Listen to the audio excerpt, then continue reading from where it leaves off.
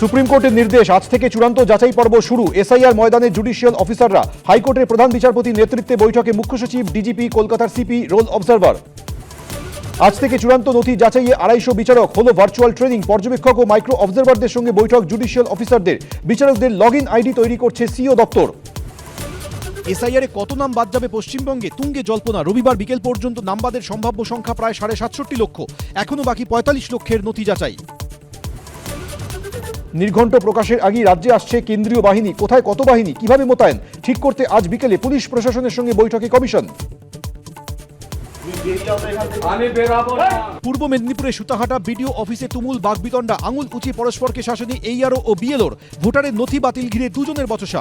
তৃণমূলের প্রশংসা, কংগ্রেসকে নিশানা প্রধানমন্ত্রী। दिल्ली में उन्होंने जो ये नंगापन दिखाया, क्या उसमें कोई टीएमसी के लोगों ने पाप किया है? नहीं किया है। বিজেপির অন্তত এই পরিস্থিতি থেকে শিক্ষা নেওয়া উচিত।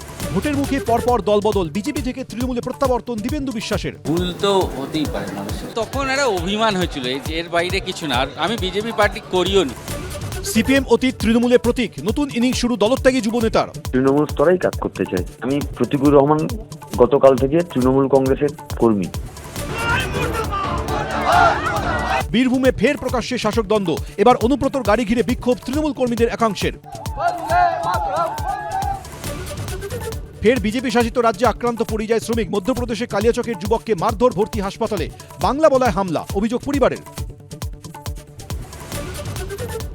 পাক জঙ্গি সংগঠনের সমর্থনে সোশ্যাল মিডিয়ায় পোস্ট। দিল্লি পুলিশের জালে পশ্চিমবঙ্গের 2, তামিলনাড়ু থেকেও গ্রেফতার 6। ভোট ঘোষণার আগেই রাজ্যে আসছে কেন্দ্রীয় বাহিনী। কিভাবে কোথায় মোতায়েন আজ রাজ্যের পুলিশ প্রশাসনের সঙ্গে বৈঠকে সিও দপ্তর। ঘণ্টাখানেক সঙ্গে সুমন, রাত 8টা।